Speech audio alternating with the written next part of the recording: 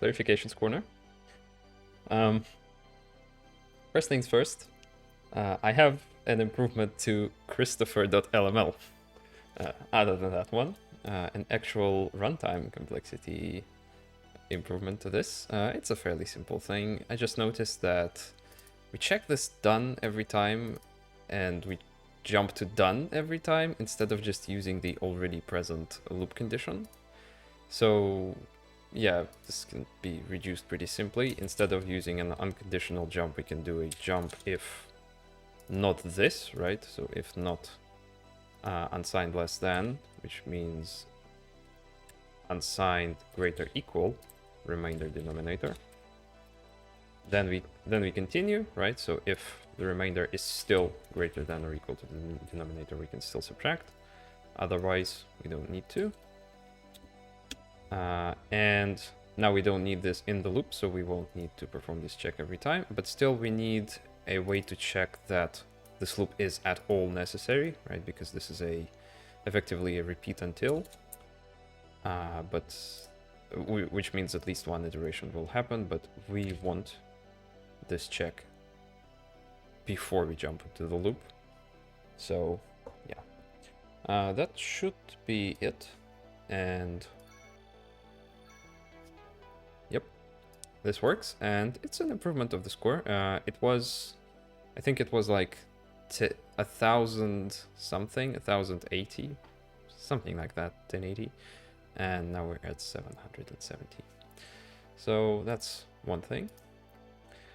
Another thing is I have received suggestions on how... Is this 32? Oh, I guess that's just, yeah, a random signal. I have received suggestions, or I guess solutions, for how to fix the issue of short circuiting in these components when I make them actually custom components. So yeah, that's what I explained at the end of the previous video. Basically, I was correct, and it looks like the game just does not look inside the component itself when it considers short circuits. It just looks at those square pins, but I don't have square pins, so it caused a problem here. But we can force the game to look inside the component every time, I assume, simply by adding a bidirectional pin, which I haven't tried yet, but I'll do that now. So if we go into IAR, my guess is just adding one bidirectional pin for any of these should fix the issue. So I think I'm gonna use this one. Doesn't really matter. Any of them can be bidirectional, I think. Well, except perhaps these ones. But yeah, I think this is the most generic one. This is the input, which I have as part of my interface on every other component I have. So I'm gonna probably try to use this. So, like so, like this. What was it called? Jump 2? Something like this. Left, please. Yeah. Alright, so let me now insert it in here, and we'll see if it works. And this does work. Great, let's just double check that the architecture is still functional. Cool. Yeah, so just a single bidirectional pin down here turned out to be sufficient to force the game to look inside the component. Well, since that works, I think I might also go ahead with my insane IO wrap idea, which normally I wouldn't. Like, if this was an actual program or, you know, something serious, I wouldn't use this, because this is a bit insane, but I feel like it. So I'll be right back. This works now. Again, I just added one bidirectional pin in the same spot. And yeah, so this is does essentially nothing, just has a single OR in it and some filler. And yeah, all it does is changes the shape of these two into, you know, a component that has the same interface as everything else, the register interface. So this is, it's not really IO wrap, this is IO reg, but whatever. So that's cool, that's fun. One more thing I want to do while we're here. I've been watching, well, I've been looking at this for a while and just slightly annoyed by how this white wire is so long. Of course, it doesn't matter where I connect it. So I think I'm just gonna connect it instead of register A to register F. Besides, I do like to use register A sometimes, and it seems kind of more reasonable to have the RAM address to be further down. So yeah, that'll be another thing. But for now, I'm gonna say this is the end of my improvements to leg, and I'm not going to implement call and ret as singular instructions in this video. I am now under immense pressure from both Yotanido and Christopher to do that. I mean it in a what's the word? Lighthearted. Yeah, I mean it in a lighthearted way, of course. But basically, they're both making very good, very compelling cases for why you should implement call and ret as hardware instructions. Yotanido again is saying that that's how actual architectures in the real world work, and Christopher has goodness, I cannot speak. Christopher has been saying that that's less error prone. So instead of having multiple instructions like I do right now, wherever that is, yeah, instead of having this, just having a single simple instruction would be much easier to keep track of. But it's simply the case of I'm never going to get anywhere if I keep working on leg, and I want to do at least one assembly challenge before I actually go back to everything. And just to remind you, I actually still have a bunch of overture levels which I never optimized at all, so that I will still need to do. But yeah, that's not the end of Clarifications Corner though, and I am not moving on to assembly challenges yet. There's two, I believe, more things I wanted to talk about. First of all, I received a request to share, well, at least I received what I read as a request to share my div mod component, the one I presented in the previous video, wherever that will be. And I will do that. I'm planning to do that right now. I just wanted to talk real quick about a couple of changes I made to it since then. I actually optimized it even further, so now these scores are even better. And instead of having, you might remember, I had a specialized adder with two 8-bit knots here. Well, what I realized is I can actually even reduce the knots inside. If we take a look. Instead of knotting this whole thing and then knotting this whole thing, I just need to knot the bits that actually do something.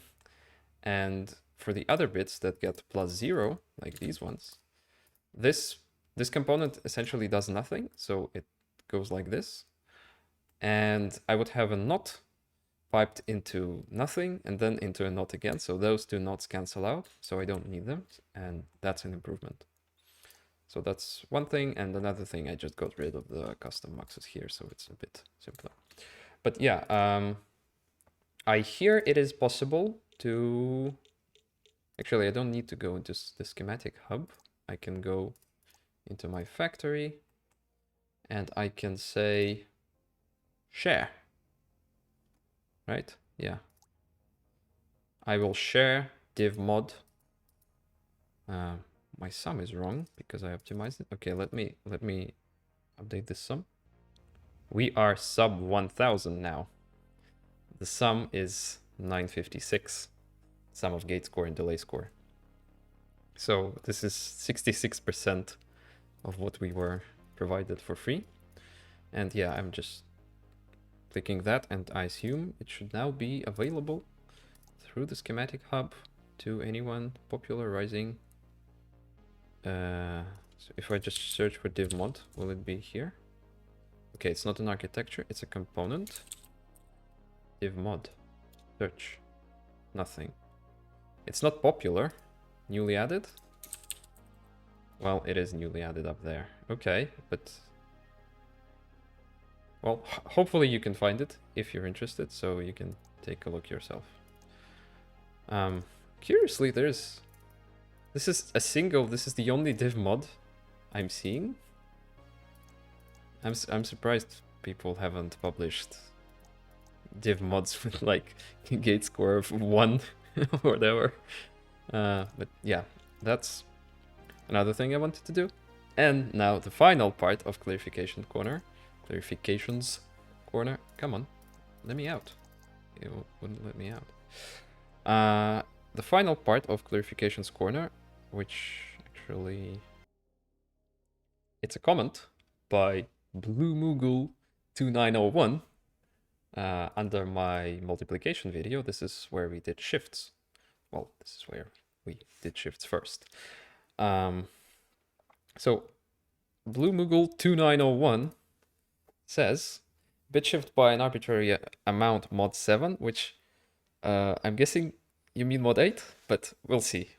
Is equivalent to a chain of 1, 2, and 4 shifts in series, depending on the lowest 3 bits of the byte input amount you need to shift by. This kind of took me a while to figure out, but this is actually a brilliant, in my opinion, an absolutely brilliant idea for how to do an arbitrary shift. So yeah, to do a 5 shift, for example, you do a 4 shift for this one. You then skip the 2 shift because it's a 0 here. And then do a 1 shift for this one. And I think this is amazing. This is a very clever application of the concept of binary kind of recursively applying binary to binary. Insert exhibit meme here. We've built binary into your binary so you can binary while you binary.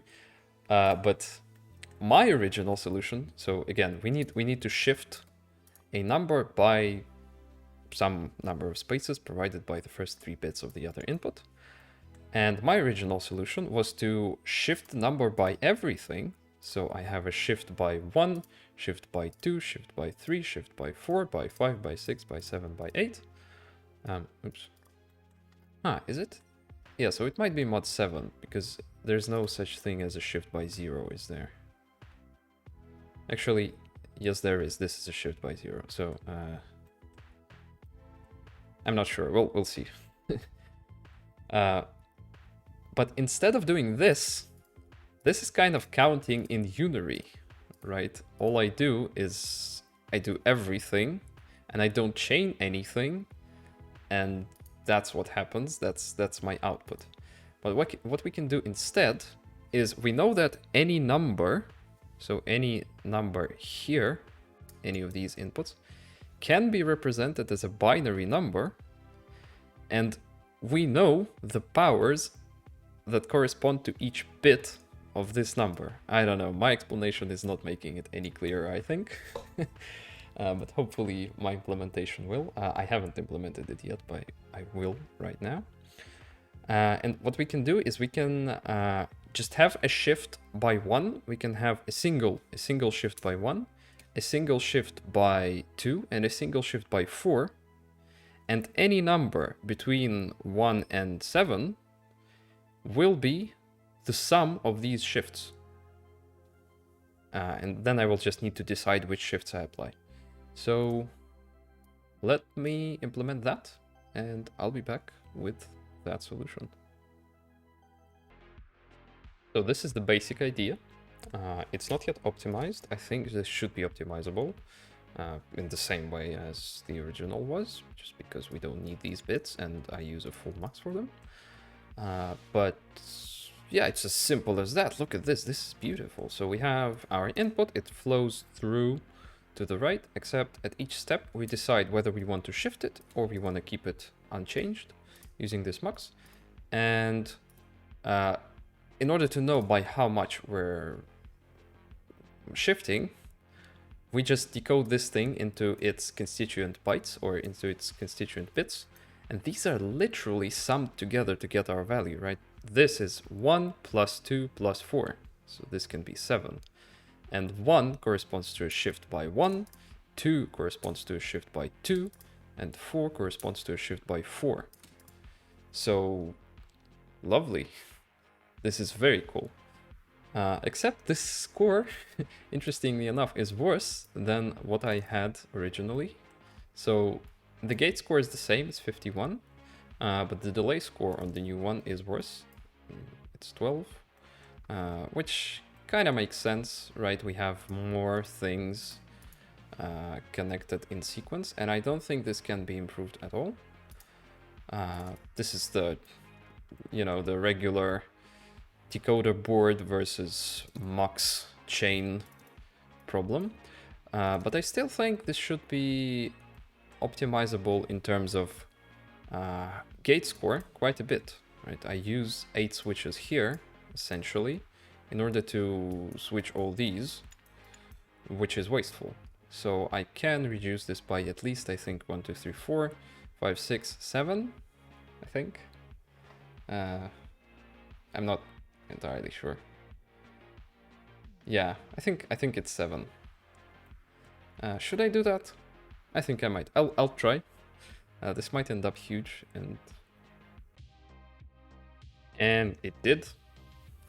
It ended up huge. This was expected, of course, because a single byte wire, so a thing made by this, does not preserve information about enabledness, so grayness of individual bits, which is why I could not just use a switch here. And overall, this is pretty much the top line is pretty much a single 8-byte line with 3 switches. These are just 8-bit switches, is all they are. And these are also kind of switches, except they're tailor-made to reduce the amount of actual components used inside them. So yeah, this is pretty much the exact same thing. These are muxes and these are shifts, and that's it. I was correct, it did save me exactly 7 gates, so that's good. And also, actually, I believe, yeah, this actually, interestingly enough, improves my delay score. So now this thing is actually more efficient in terms of delay score than my original. So I'm pretty happy about this. I'm not sure why, to be honest. Why exactly the delay is less here than it is here. Because it's literally the exact same thing. Where does the 12 come from? Can I... Plus, well, this is plus 0, so plus 4, plus 4, plus 4 in the muxes. And here, let's try to take a look. Well, that's not particularly helpful, I'm afraid. I have no idea. I have no idea what the longest path here is, really. Where it comes from. It's plus 2. Yeah, this is so hard to calculate, actually. Like 2, 2, 2, 2, and 2, 2. No, but that would be 12 again. I really don't know what's happening here. I don't exactly understand why this is not 12. Like, I mean, I think if I sat here long enough and really tried to analyze it, I think I would understand, but honestly, I don't care enough. So yeah, that'll be it for shifts. And this actually marks the end of Clarifications Corner. And I'm ready to proceed with robot racing. I've already had a sneak peek at robot racing, but I guess let's check it out thoroughly. Robot racing is the favorite sport on the spaceship. Wait a minute. That's not quite right. That's not right. That can't be true because I know for a fact you already told me that your favorite pastime is converting decimal to binary under time pressure.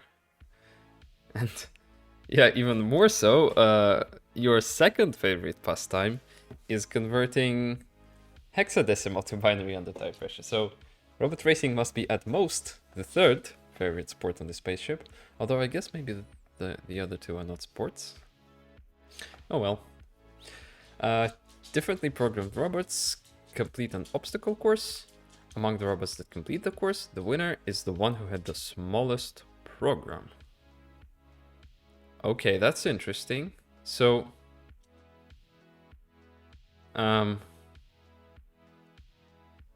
this is gonna be Kolmogorov complexity of the course? Yeah, I think so. Okay. This time you're controlling Fastbot. He doesn't see what's in front of him, but he can turn in a new direction and move in the same tick. Yeah, so you just give directions and it just moves. Also, he wears fancy red running shoes. Let's check them out. Yeah, fancy. Alright. Fastbot controls. Pretty simple. Go right, go down, go left, go up. Is this in order? So right, down, left, up. Yeah, they are ordered. So in order to turn, you add or subtract 1. That's good. And yeah, this is, of course, I'm assuming clock arithmetic module of 4. All right. Okay. So let's take a look. Looks like we only have one test. So we only need to solve this maze. And okay. It's not a maze really. Yeah, so it just so happens that I immediately recognize this pattern. And I'm pretty sure this is a fractal. Or at least, you know, a certain size of a fractal.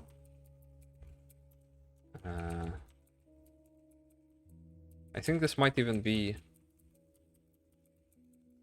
No, I'm not gonna try to guess which one it is, but I'm pretty sure this is a space filling one. Like, you have... Okay, no, let's first talk about this. So, I need to encode a path through this, and I'm pretty much just hard coding it myself, so the robot will not make any decisions.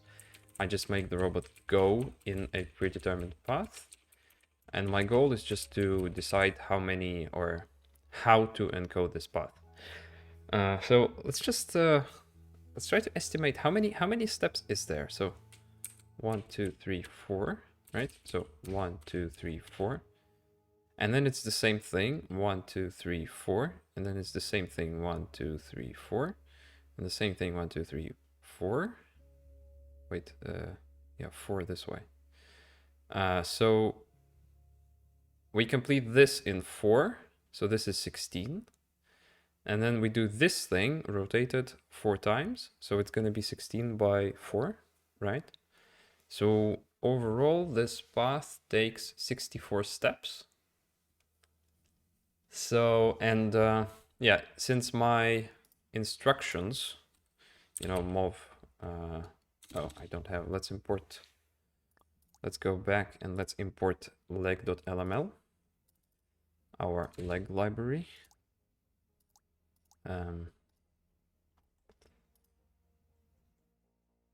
What is this? Oh, this is function, wrong level. We're already in assembly challenges.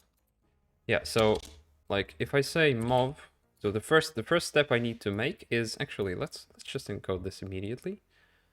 So what do we have? We have const 0. Actually, no, const right 0, const down 1, const left 2, and const up 3. So if I were to just hard code the entire path without compressing it at all, what I would have is pretty much, you know, mov up, out, IO, right? And then mov, goodness, right, IO, and so on and so forth. But since we've learned that there's going to be 64 instructions... Oh, this actually... It looks like this comes up exactly at 256 bytes, right? Because a single instruction, I have 4-byte instructions, right? 0 jumps to 4. So this is going to be 256 bytes. So it's just about possible to encode this in a single program that we currently have at our disposal. But of course, that is exactly the worst solution. That is the losing robot. So hopefully I will be able to condense this. So, okay, now comes the interesting part. Well, actually, before we even get to the interesting part, I have one more idea. Just give me a moment. Yeah, so a single instruction, right down, left up, is 2 bits, right? So it's 0, 0, 0, 1, 1, 0, 1, 1, or right down. So I could kind of, is it 0B? 0, 0B, 0, 1, 0B, 1, 0, and 0B, 1, 1, right? So these are my binary constants. 0B, 0, 0, please.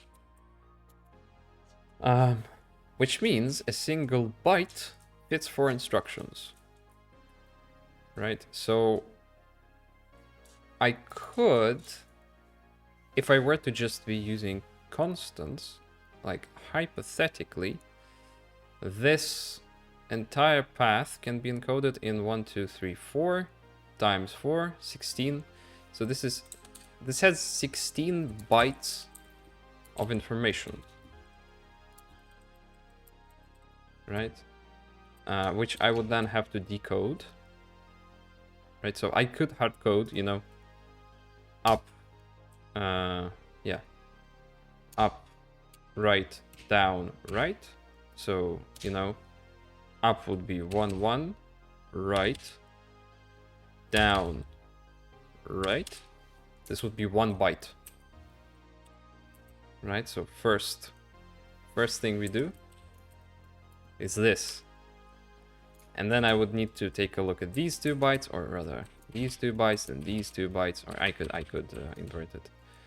So that's another way you could probably hard code this entire path, and that would be a solution.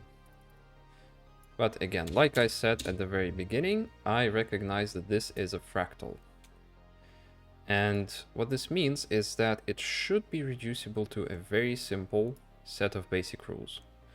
I'm not sure how easy that will be, but let's take a look. So the first thing I notice, I think the easiest thing to notice here, is that the 4 big quadrants, so should I could, you know what I'm gonna do? This is what I'm gonna do. And I noticed that these, like the easiest thing to notice is that these, oh, come on, don't add a background to it. Leave me alone. These 4 quadrants are the exact same thing except rotated, right? So this one is this one, this one is this one, rotated this way, 90 degrees.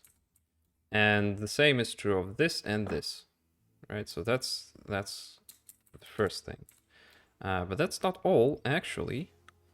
The small thing can itself be divided into 4 pieces, which are themselves rotated, right? So we have a shape like this, we have a shape like this, we have a shape like this, and we have a shape like this. And that's repeated every time. And I'm not yet entirely certain, but I think these should be, they should be instances of the same thing, except in different sizes. So this large one and its 4 quadrants are going to have the same kind of structure to them as this, or rather the relation between the large one to its constituents is going to be the same as the relation between this large one, the red one, and its smaller squares. So, okay, how do I even, where do I start? Where do I begin? I need to think.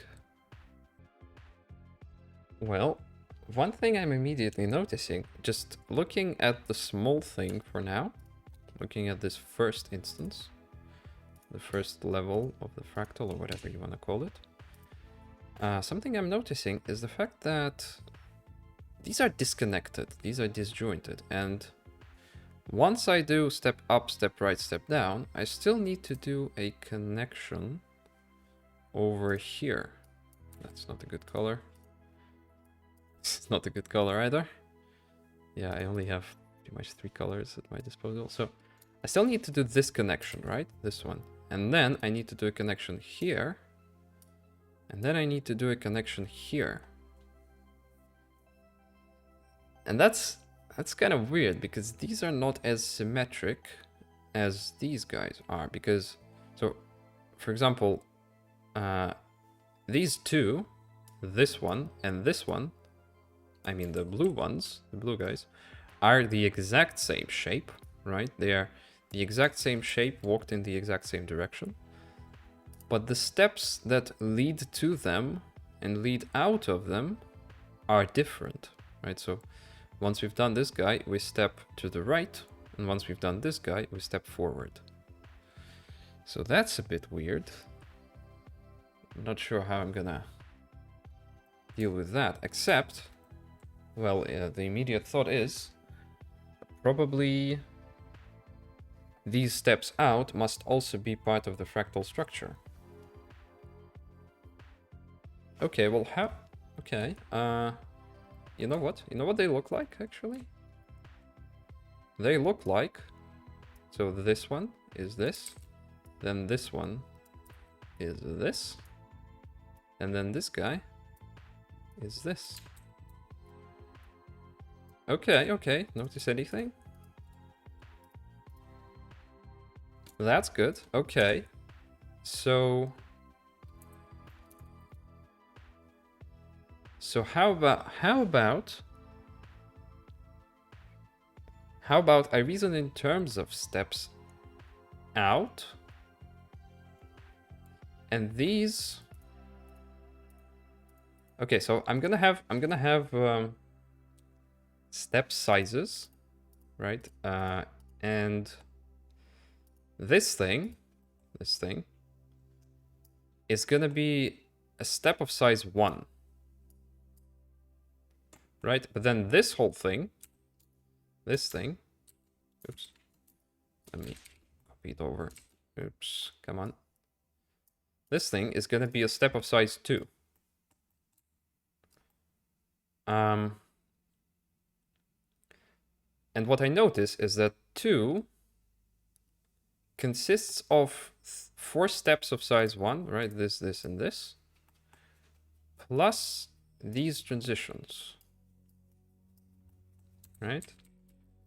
But actually, I'm pretty sure we can bring this further and we can say that nothing is a step of size 0. So then 1, so we've learned that 2 is step, transition, step, transition, step. Yeah, I tend to write in huge letters when I write by hand. Step, transition, step, transition, step, transition, step, transition, step. I think that's it. So we have, yeah, we have 4 steps. Except these steps are smaller, right? So this is step 1, step 1, step 1, step 1. Well, this thing, I think, is going to be... Yeah, look at this. So if we count these things as actual transitions, we can say that this is step 0. So I just stay in place here. This is, I've done step 0. Then I transition, so I move up. I'm not thinking about the directions for now. Step 0, transition. Again, step 0. Transition. Yeah. Step 0, transition, step 0. Yeah, so we're gonna have the same things. Step 0, transition, step 0. Okay, so overall, I can kind of write this down. We have a step of size n, and it equals to step of size n minus 1. You know what? Let's say a step of n plus 1 is equal to size of step n plus transition plus step of size n plus transition plus, oh goodness, plus this. There we go. Something along these lines, right? So that's good. That's already helpful. This is a recursive function, as all fractals usually are. No, actually, I'm not sure. I think the famous one, you know, this one, like the whatever shape, is it Mandelbrot? Okay, well, now that I'm naming names, I think this is the Hilbert curve. Don't quote me on this. I think this guy, you know, on the plane, is not necessarily defined recursively. I think it's like something to do with powers of complex numbers or something. Again, don't quote me on this. Okay, whatever, it doesn't matter. The step of size 0 is nothing, it does nothing, so there's no transition. So yeah, this is a recursive function. We have step n plus 1, and it's defined in terms of step n. But now what I need to realize, what I need to come up with is, how do I deal with directions? Well, my robot can walk in any direction. I don't need turns. Yeah, I don't need turns. But okay, so I have, okay, let's again take a look at steps size 1, and they have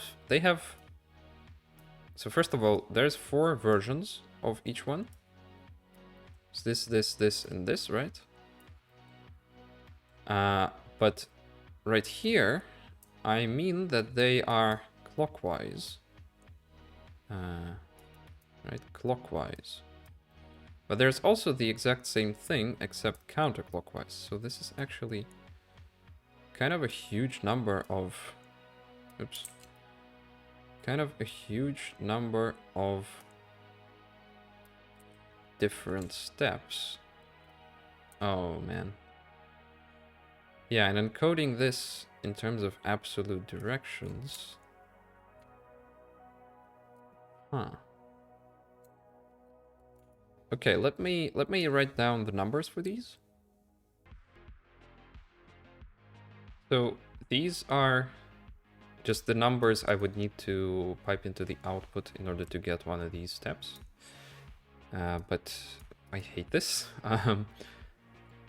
So there is, of course, there is a symmetry to this.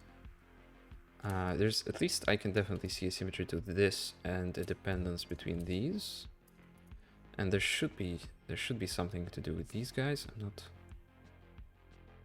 yeah, these are a bit weird, but so we have 301, and what happens to turn this thing clockwise once is we pretty much just increment every number. So 3 plus 1, 0, 0 plus 1, 1, 1 plus 1, 2, and that's what we get.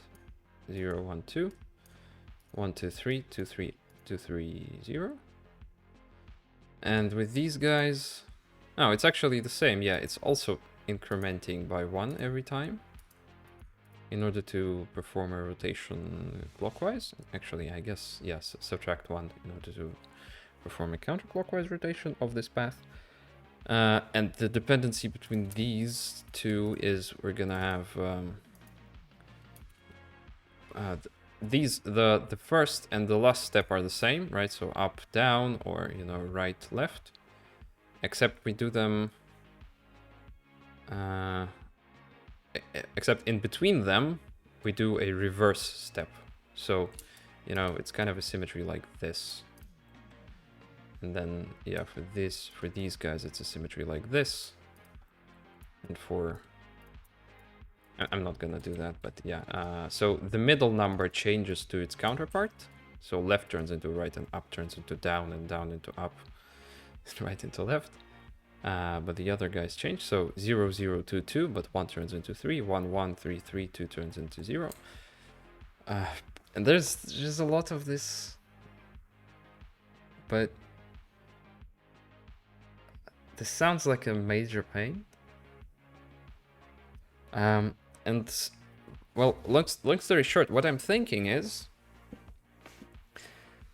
rotation of the same thing, various variants of rotating the same thing should be much easier to deal with in a relative perspective. So if I know where I'm headed, right? So if I know that my robot starts looking there, or, it's kind of, if we don't think about fastbot, but instead of fastbot, we think about the original, whatever the guy was, like Robot 9000 or something. I don't remember exactly what its name was. If we give the exact same set of inputs, it will draw the exact same line. Not fastbot again, but the 9000 robot. Because it remembers its heading and rotations. I don't know, would it be called preserve rotational symmetry or something? But I think this is a fairly intuitive idea. Right, if we were facing right and we did this, or if we were facing up and we did this, or if we were facing this way, so left, and we did this, right?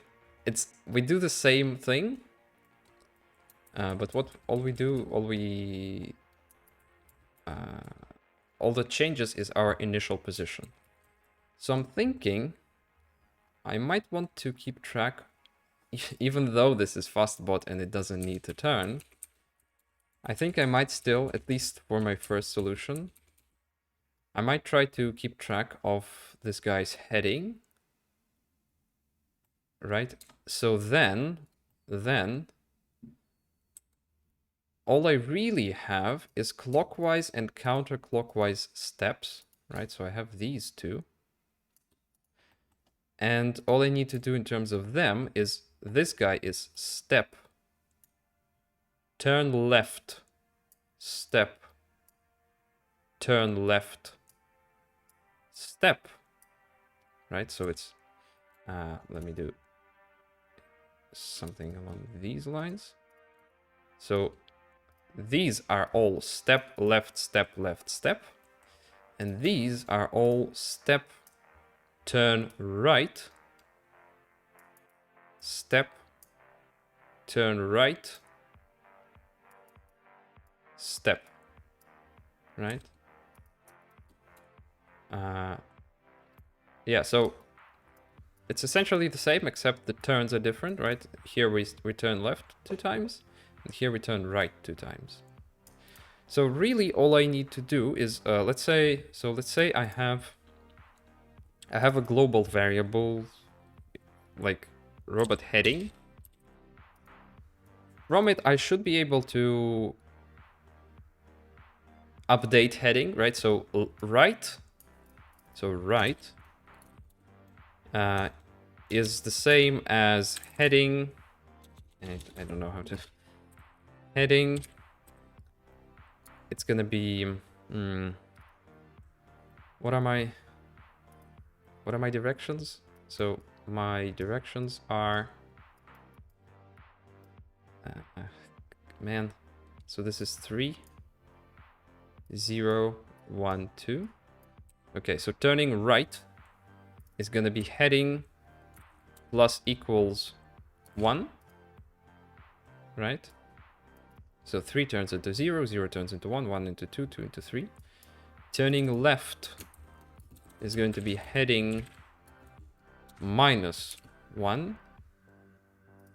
And this is mod 4. So, you know, it's more like heading plus... I can't quite do that. Yeah, I can't... I'm not gonna specify the exact formula. And actually... Oh man, this is a pain. I don't have modulo in my ALU. My mod is not here. No, I am committed. I am committed to the... Well, it doesn't really matter. I will need modulo. There's no way I'm solving this problem without modulo. So I think I might, at least for my first solution, I might either just rewire div to be a mod instead of a div, or I might add another output here, and add another instruction for mod, but it won't actually fit, unfortunately. So that would be a major change. But yeah, for now, let's just assume I have a mod, because yeah, let's just say I have this. I don't expect to need div. Just say I have mod, and I will be able to mod things. Okay, so yeah, this is heading +1 mod 4, heading -1 mod 4. Oof. Yeah, this is costly. This is costly. Although it's costly in terms of well, yeah, it's costly both in terms of ticks and in terms of instructions. Okay, so now I have this, which, so I know that step. Okay, so my recursive base is step 0. Step 0. No, actually, because I have, okay, so I have 2 different kinds of steps, right? I have a right step, clockwise step, and I have a left step, counterclockwise step. So I'm gonna need, right, yeah, I have, so this, for example, the first step right now is clockwise, while this step is counterclockwise, and I need to distinguish between them. So it's already, I need multiple arguments or parameters. I always confuse these 2 things for functions. I will need step. So basically step is int. It's all ints. I'm gonna name my types, and I'm gonna say step is takes a size, and it takes a direction. Yeah, and it does things, it steps. So that's what a step is. So now I have 2 arguments in step. I know I'm mixing functional and imperative programming a lot here, but whatever. So now I'm gonna have step of size and direction, right? This is kind of the equivalent in an imperative paradigm. You know, size of type size. So now step of size 0 and any direction is going to be nothing, while step of size 1, or actually, yeah, step of size n and direction left is going to be equal to, as we've learned, let's say n plus 1, you know, Sn. N plus 1 is going to be step of size n. Okay, let's take a look here. Is this even... Man, I've just plowed ahead so far. It would be a shame if it doesn't actually work, because I haven't checked the directions. Well, no, there's no way the directions change, right? So,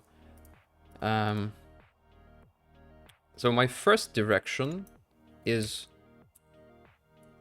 okay, no. The first... so let's look at this. Let's first look at this part, right? The direction of this step is this. So this is a left step, counterclockwise. And it consists of 4 blue steps, and they are... This is right, clockwise, left, counterclockwise, left, counterclockwise, right, clockwise. So step step of size, let's just assume it holds for everything. Step of size n plus 1 is step of size n with a right turn, transition, whatever, t, plus, actually, yeah, t, it's, t is an actual command I'm gonna give to the robot, right? Steps are functions, function calls, or, I mean, subroutines really in assembly there. I'm scared of calling them functions. Right, step and r plus transition. So this is really gonna be, you know, spew. Wait a minute. Okay, so I've learned how to do steps, but I don't know in what direction I am transitioning yet. Right, so let's just imagine I've done the first step, but now I need to turn, and I need to know where I turn. Well, do I just... Okay, let's just try to assume that the turn is the same. So I've done this step, and now I need to turn left. Right, so step plus turn left. I'm gonna encode it as left. I know I use L and R for kind of different things, although they're not necessarily different things. So I turned left after I did this. Right, so I turn... What I mean is I turn... I'm just trying to over-explain everything. I turn left here. This is a left turn. I was headed this way. And now I'm headed this way, and I've turned left. So, yeah, left turn. Plus step. Plus transition. Not step, but transition. By transition, I mean the robot step. And now I do a step of size n again. So step of size n with direction left. And then again, I need to turn into my transition. So my turn is going to be to the right now. Plus transition, plus step of size n, L again, plus... This time I don't need to turn at all. So, I mean, I'm gonna just say underscore for symmetry, but nothing transition, plus step of size n, direction r, And that's it. I don't need to step out because I'm done. I'm done with my steps. My steps don't step out. So let's take a look at how this compares to what I had originally. So step N turns into step NR. Transition turns into a turn plus transition. Step NL. Transition RT. Yeah, so transition turn right transition. Step and transition without a turn. It's kind of weird that I have left right and then nothing. I don't like that. It's annoying. Yeah, that's weird. I don't do anything here, but it is true, isn't it? Huh. Okay. I don't like that. I'm not sure why it is. It looks correct, but it's just weird. And also, I'm now worried about this step out. This one. This will happen on level 2. So my big thing, right? Level 0 is nothing here. Level 1 is blue, so this thing. Level 3, level 0, level 1. Level 2 is the red square. And then level 3 is the whole thing. So this part is going to be a transition inside of step 3. And I am worried because, well, actually, wait, so, okay, so no, this is, okay. So what I need to do, yeah, one thing, I still haven't implemented a step of direction R, because the big thing, right, the huge thing, is actually has direction this way, right, clockwise. So it is R, and I will need it. And besides, I need it for my recursive definition. So I think L and R should just be flipping around. It just feels right. Let's see. R, L. No, I don't want to. Okay, so a step in the direction a step in the direction R is L. Right, this is L into R. R, I think we already did this somewhere. Don't I have it somewhere? No, I don't. Yeah, so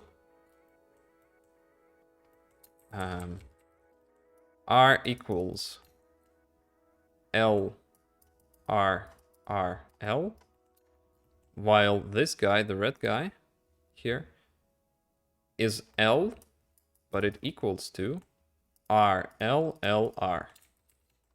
Yeah, so they do flip. L L R. But these are just the sub steps. So let's change all the sub steps. So R turns into L. L turns into R. L turns into R. R turns into L. But what I'm worried now is the steps out. And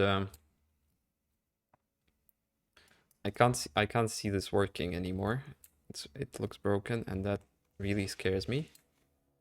But let's proceed. So once I have done this big red step, I need a step out.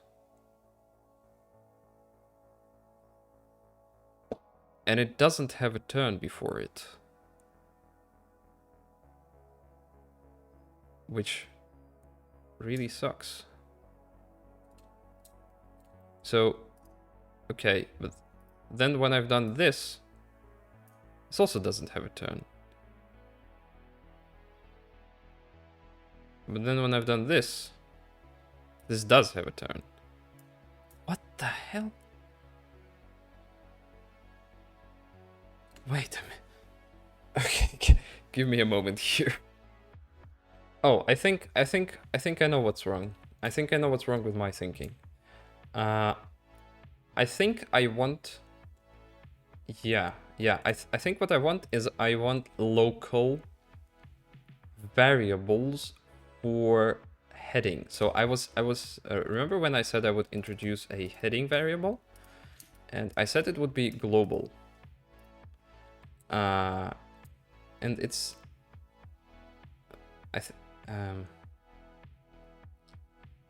and this is still kind of confusing, but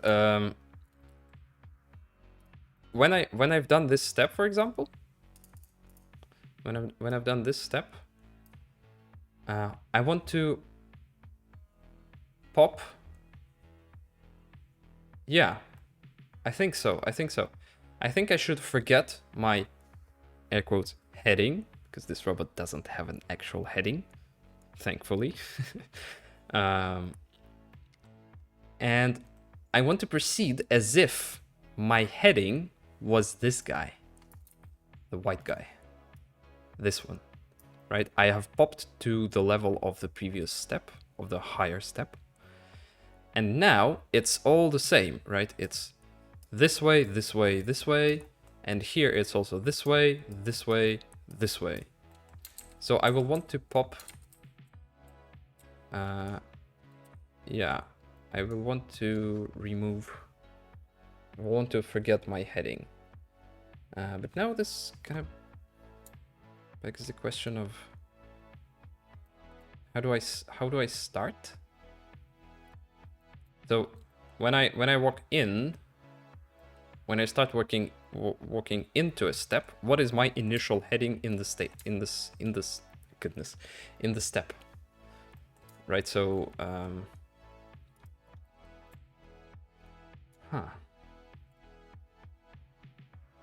oh, this sucks. So give me a moment to think about that then. Okay, so a partial solution, a partial observation is that, again, since we are in a relative paradigm, once I have done this guy, once I have done the first white step, and I need to move into this thing, I know that I will never need to change direction. So I know that my heading is going to be passed directly. So I think I might actually want to add this a third. Ooh. I kind of want to avoid passing so many arguments around. That sucks. But it's kind of inevitable. Is it? Yeah, this really sucks. But I know that I will never need to switch direction here. So I know that this is forward, so I pass the same heading. But here I know that I will always want to turn right. So I pass my current heading, so my white heading turned right turns into my blue heading, right?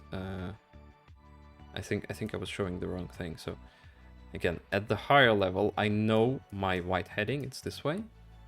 And when I push into the lower blue level, I know that my heading must be this turned right. Right, so I would have something like step of N with the direction L with a turn right of heading. Where a turn right of heading is a new heading. That really sucks. But that does solve my issue, I think. That does solve my issue. Except I'm still not sure how I start. What is my initial heading? So this is actually a good question to ask in general. since I have a variable called heading, I know how I change it, but I don't know what its initial value is, like at the very start of the program. And that's a question. I think a natural, I guess, answer to this would be this way, because what I need to do is a single step this way, pretty much, kind of, you know. So I need to do this whole path, but eventually what it does is it does this, right? But what this does is essentially this. So the most basic direction I'm headed is to the right. It's literally this way. But I'm not sure if I... Okay, let me think about this some more.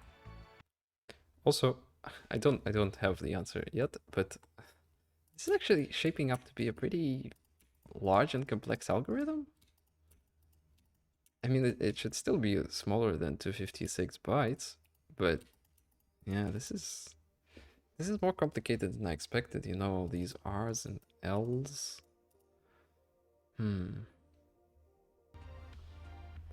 Well, so like I explained, a natural initial heading is this way. But then if we try to consider what happens at the lower levels when we push into smaller functions, the natural heading then for the red square is this, right? Because the red square does this, which essentially is this. So this is the natural heading for the red square. But then inside the red square, the natural heading for the original thing is this. Oops. Which is an interesting pattern, right? We have, I would imagine then to have a huge thing for 4 of these, if I had 4 of these, you know, like this. Then the heading would be this, and so on and so forth. So that's interesting, but this is annoying because it starts me at exactly the wrong direction compared to what where I actually want to go. So, for example, in the small case, I actually want to go up. So, yeah, let's try to. I think this should be preserved. So, let's try to say that in the small case, I want to go up. So this is the initial direction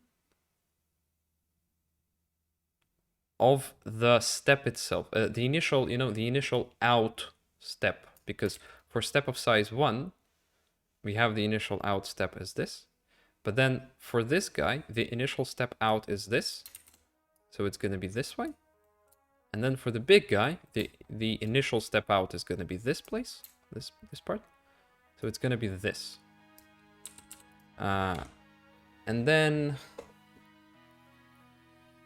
so I think this is weird because it's dependent on size, on whether size is even or odd. At least that's what my brain jumps to.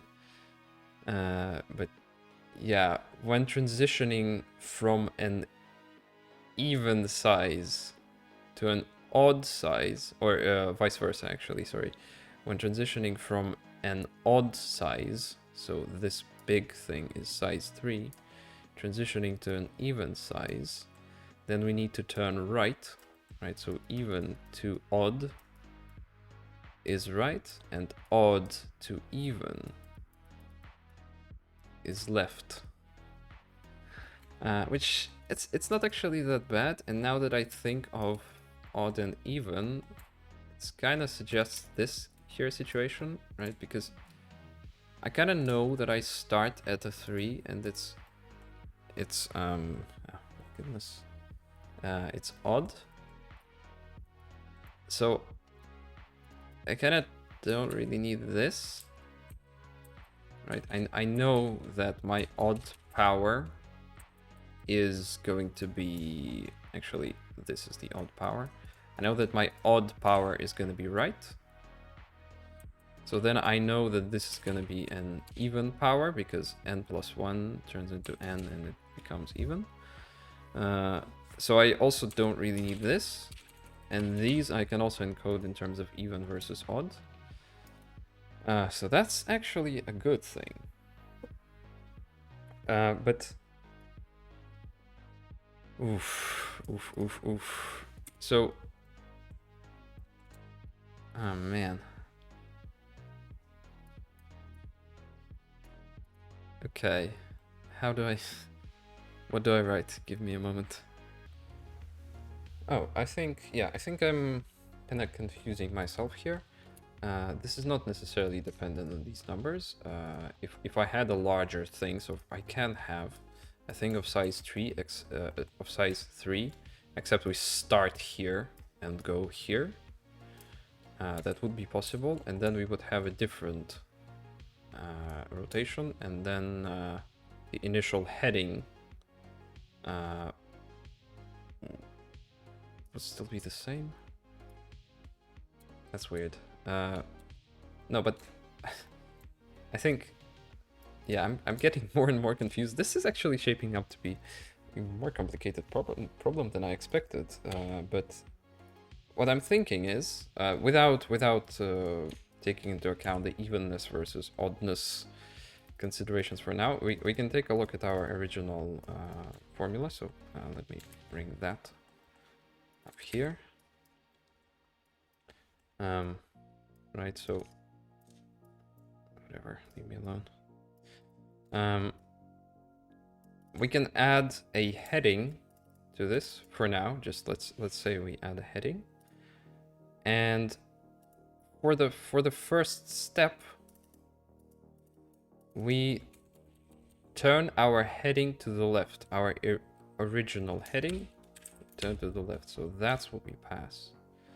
And then what we do is the same thing, plus L plus T, plus. But then for this step, I think we might want to do the same thing. No, yes, no, I don't. So once I've done, oh man. Am I over-engineering this? Am I overthinking this? Is there an easy way to think about this? So turn left.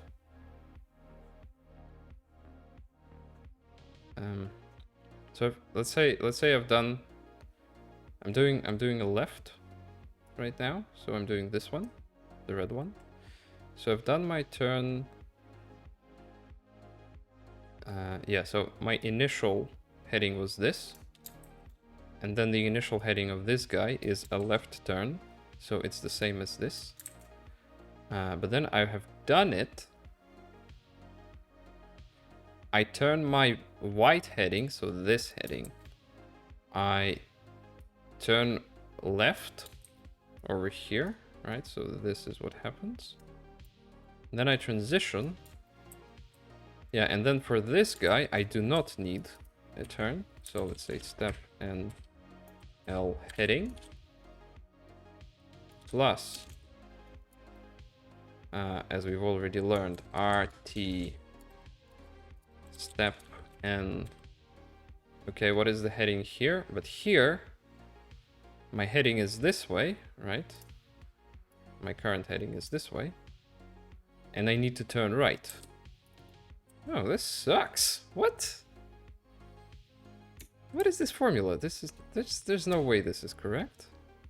And L, turn right of heading. Oops.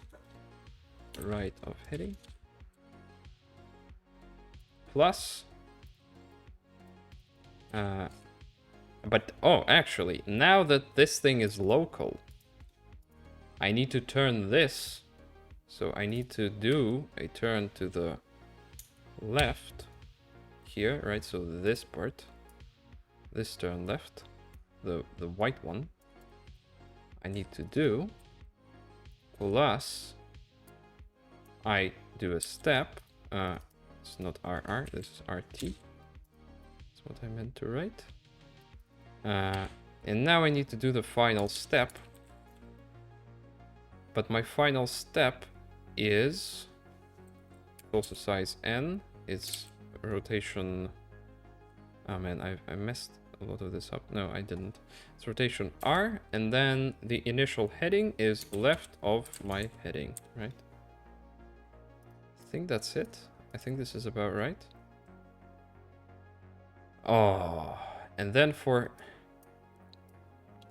I'm tempted to say that in order to define step right, all I need to do, because rotational symmetry, is to replace R's with L's and L's with R's. So like this, like this, like this. I think it must be true, but I couldn't argue this in front of a whiteboard right now. I don't think like proper. I couldn't defend this position. Let's try to check it with an example. Let me try to check it with an example off camera. I think I made a mistake here. I just forgot. So remember how I said this underscore is no longer the case because we transitioned to local heading. This is also not correct. My initial heading is already my initial heading, so it's T. I wonder if I could do a heading change before I step. Left, right, heading. Yeah, this is super weird overall. Like, I do left and then left again. Right and then right again. Here I do nothing, and here I do left. Left, right, right, left. Yeah, but this is now kind of, I think. Yeah, I will also need to update this as well. So it's underscore instead. Yeah, so the underscore has moved.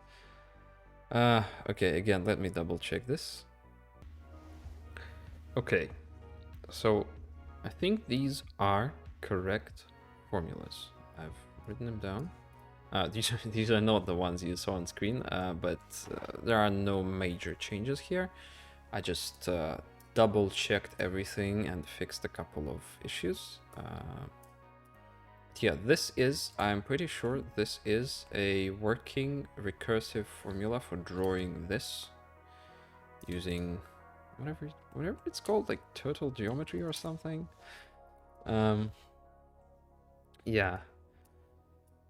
I am, however, not happy with these. I'm not happy with them for two reasons. First of all, they are stupidly asymmetric.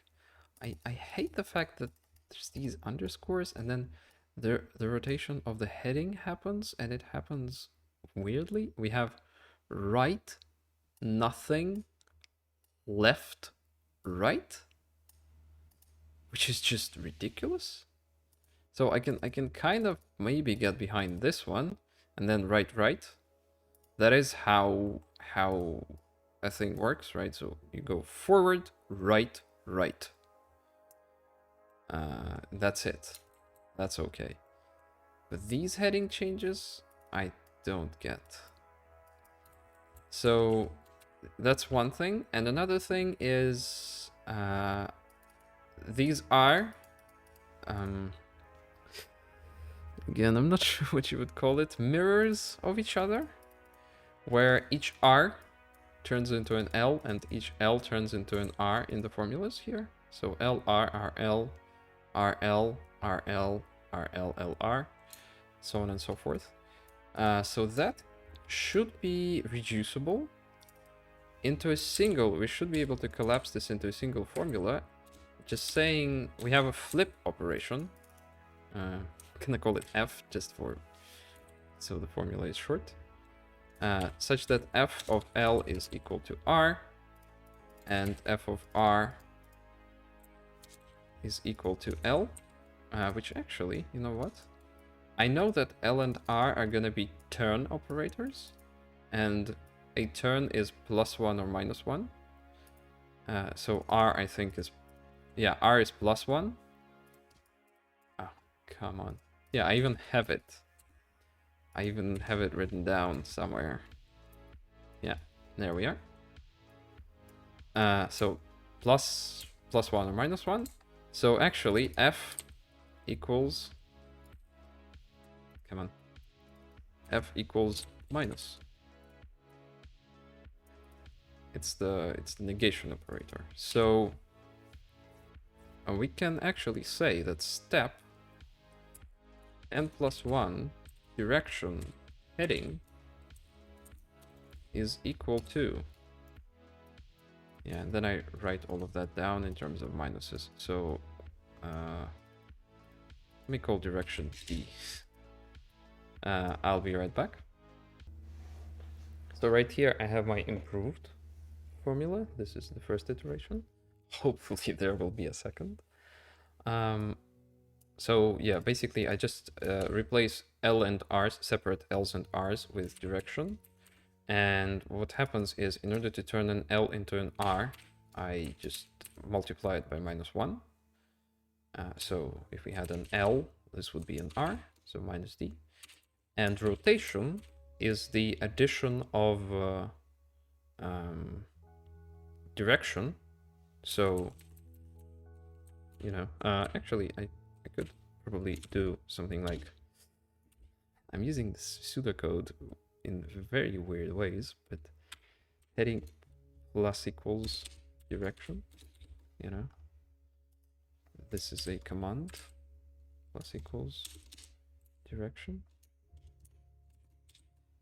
so is what happens, and then T. Yeah, so at least this is one formula now as opposed to two. That's helpful. There's also, well, yeah, so now actually I don't need anything to do with even odd. This is encoding even odd. But I'm still not happy about these pluses and minuses all over the place. So I'll try to, and of course I should be able to manipulate them relatively easily by just adding random steps here and there. So for example, if I, or random turns. So for example, if I add a direction turn here, right, then this direction will change and this direction will change. Not sure how this is. It's kind of this actually no, this direction will not change, the heading will change. So yeah, you know, I can do heading, for example, plus equals D here, and then I won't need to do this here, but then I will need to do something like heading minus equals D here. There's a couple of other ways. Well, I guess it's an infinite number of other options, but I'll give this some more thought. So I've had a bit of a break, had some time to think about this, and I think I have a decently good idea. So I've already mentioned that I seriously dislike the way these headings work, the way they are passed to the functions, and there's two issues with this. First of all, it's super asymmetric. You know, heading plus, heading minus, heading plus. That's just weird. And the second part is, you may remember at some point I got scared of using a global heading, using heading as a global variable, and instead decided to have different headings for this turn. Ooh, fancy gray. Oh well, for these turns, this would be a heading of depth 1 in the function that does the big square, and I would have a separate heading for the small guys.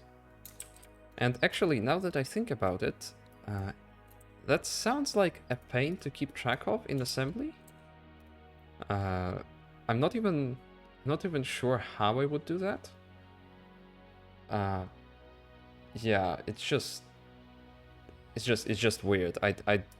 Local variables, I imagine, will be a pain, so I do not want to have it as a local variable. So I'm thinking I should try to go back to the original idea of a global heading. And second of all, the second part of my realization was, I think there should be a way to just crush this. By crush, I mean a very mechanical way of solving this issue, using very basic, I mean, pretty much arithmetic, algebra, if you want to call it. Especially considering global heading, because that would simplify our equations. So here's my idea. Let's suppose we get rid of global heading. So we know that, I think I should have a basic, no, this is not it. Yeah, a basic one, a basic formula like this. But let's remove these terms for now. I will keep this in the LR form, just because I think it's easier to reason about than it is to reason about pluses and minuses. But we know that the two generalize to each other.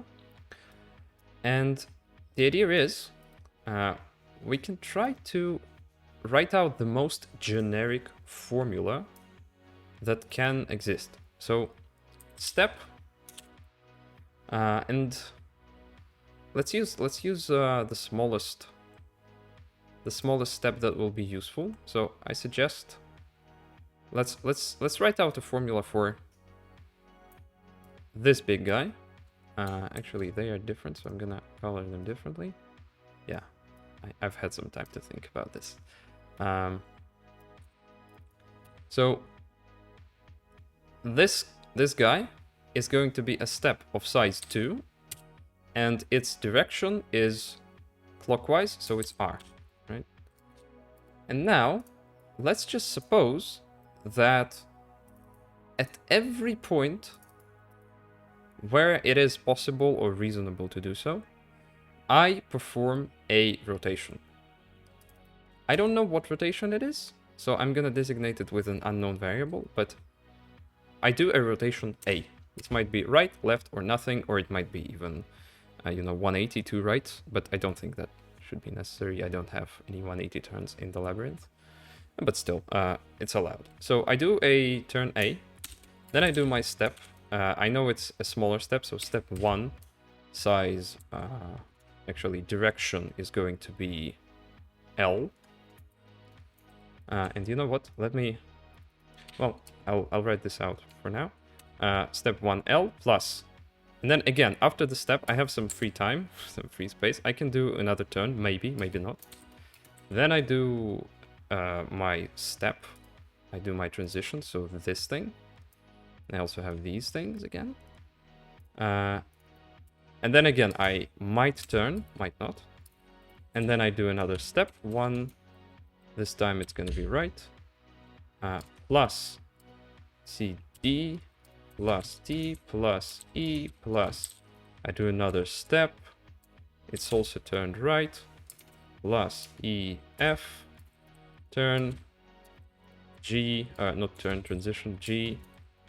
Step of size 1L plus H. Right? So this is the most generic formula with a global heading. Correct? I mean, I've specialized it, specified it for a particular size, but in terms of rotations, this is the most generic thing that can exist. And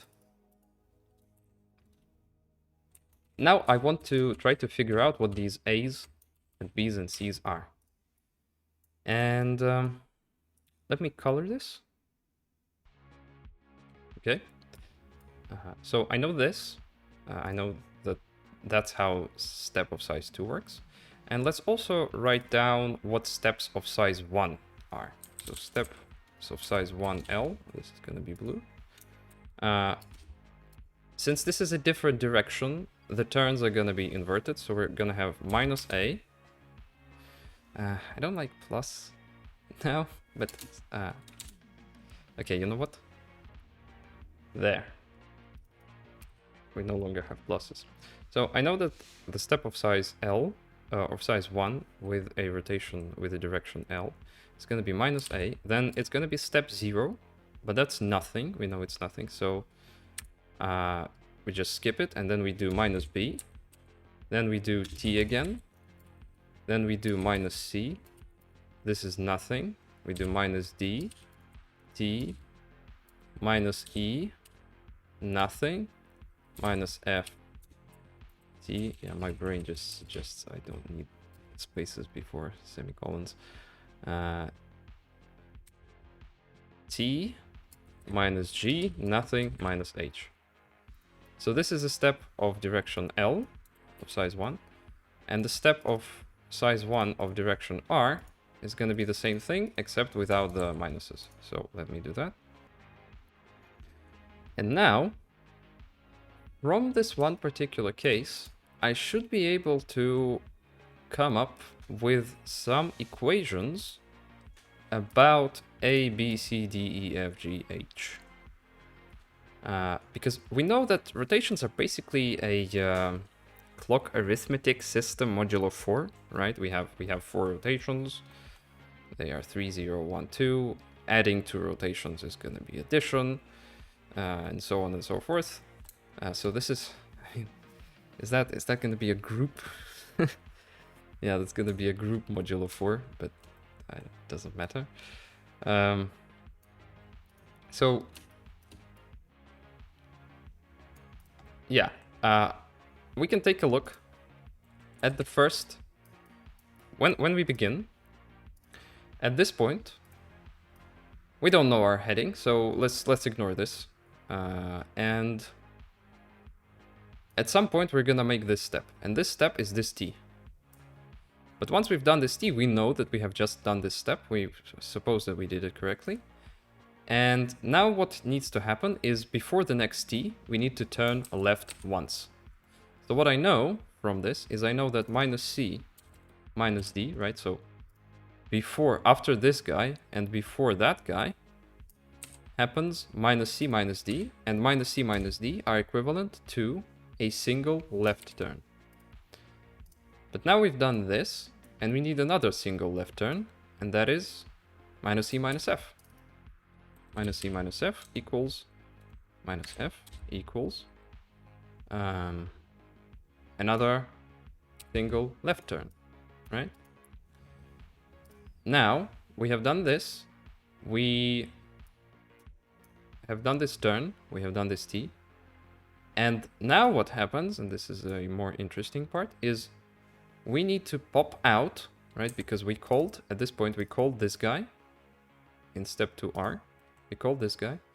So after this, we do minus g minus h, but we pop out of here.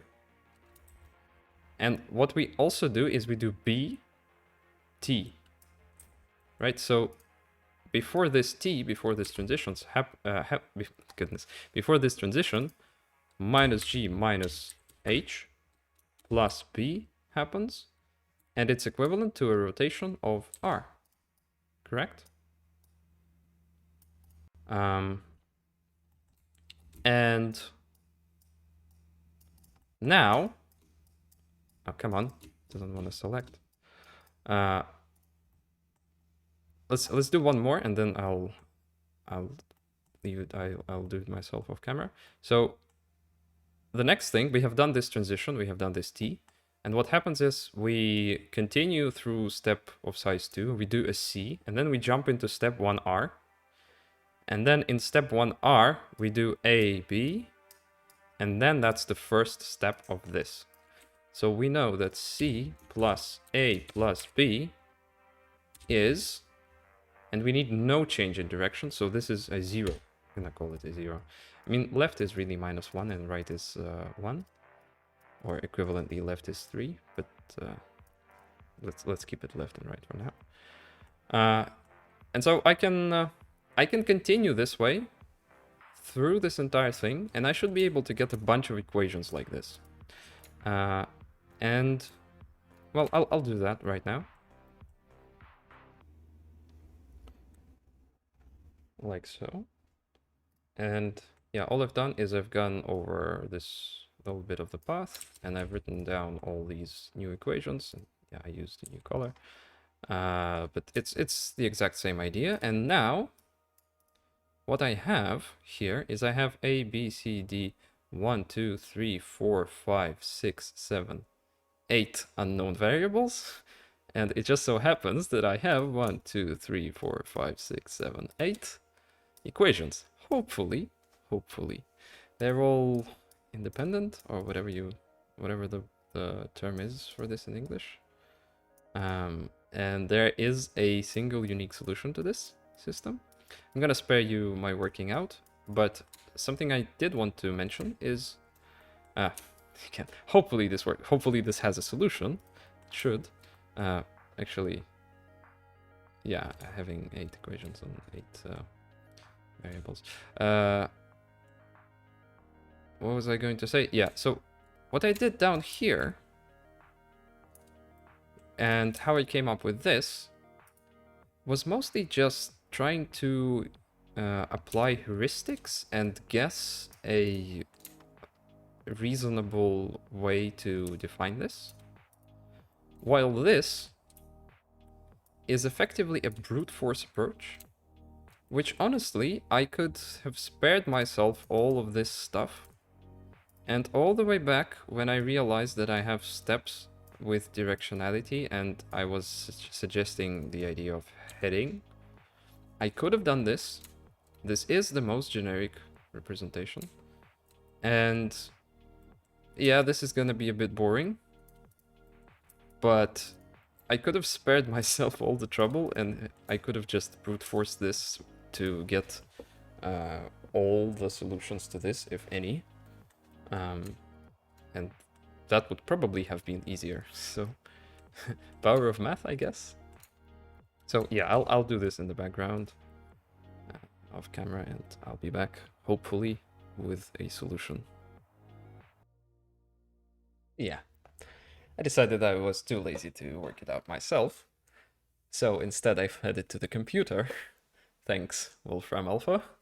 It was able to figure it out. Looks like these were not sufficiently independent. I don't know the word in English. So there are multiple solutions to this, and it found 4.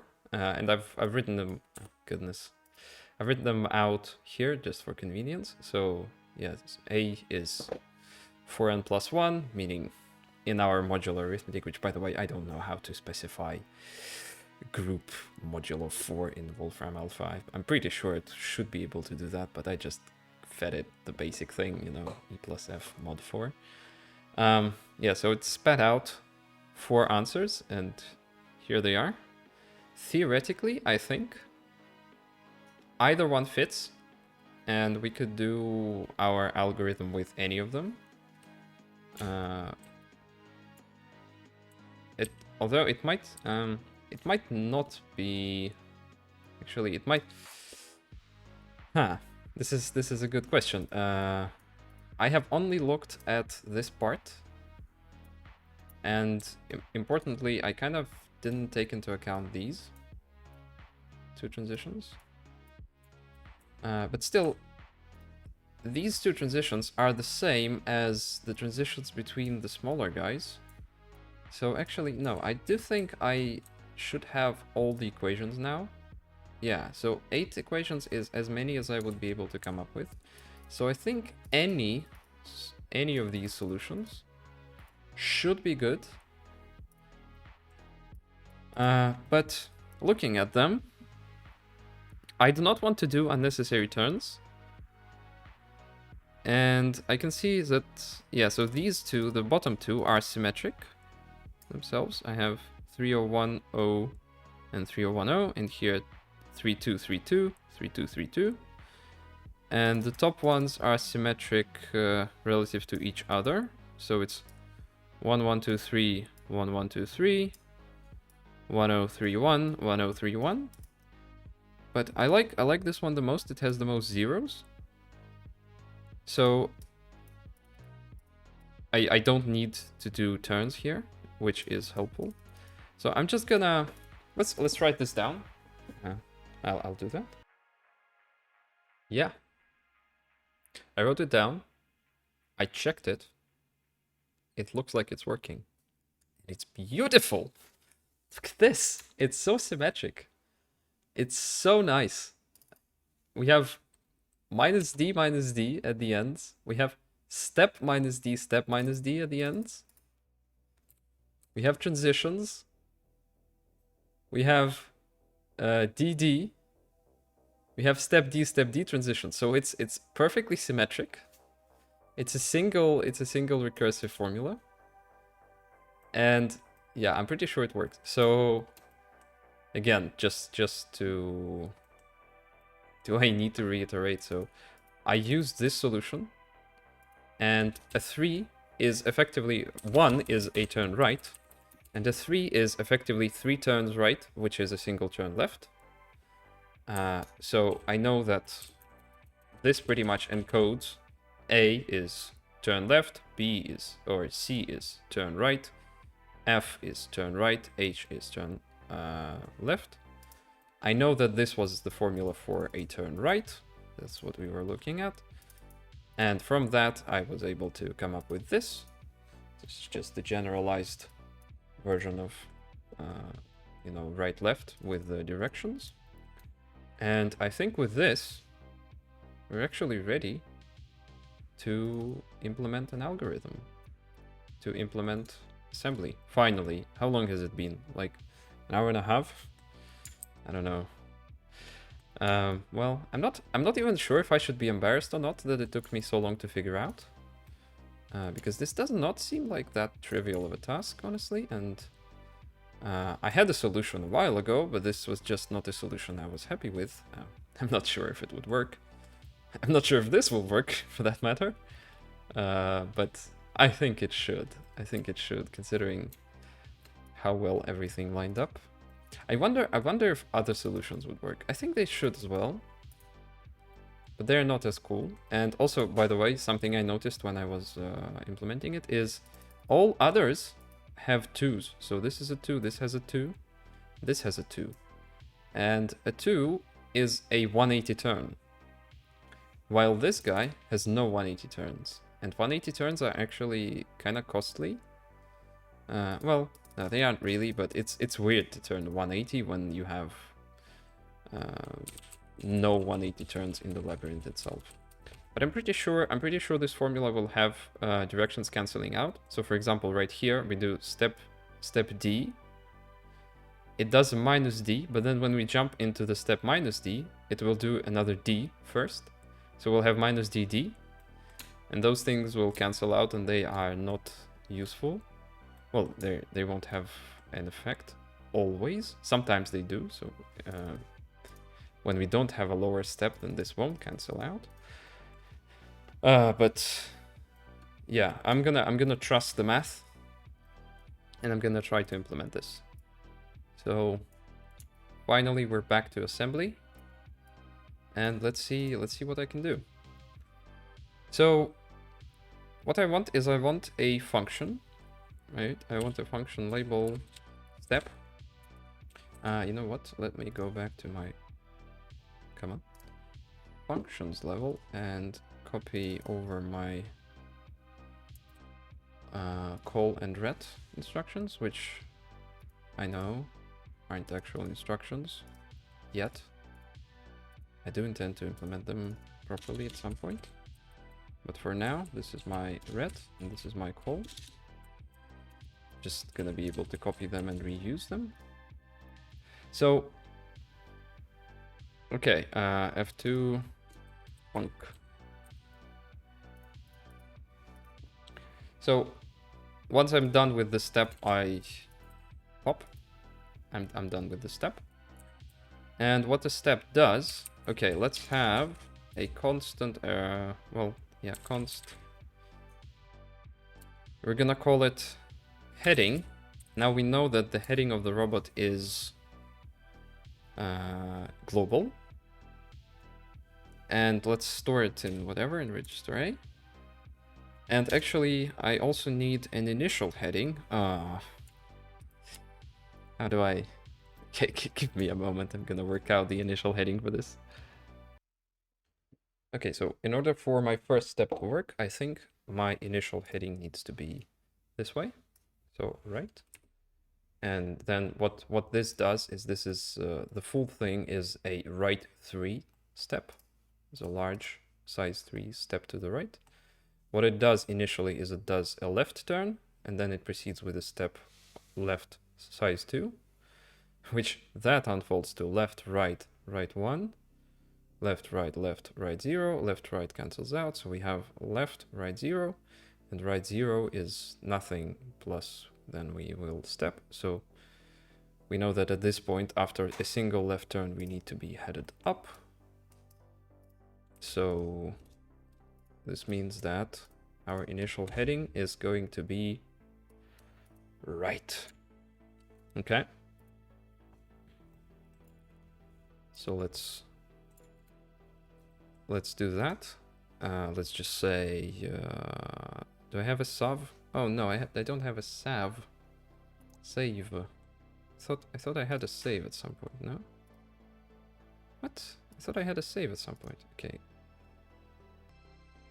Whatever. Implemented it myself. So save will just allow me to put a constant in the register. So what I want to do is I want to save my initial heading,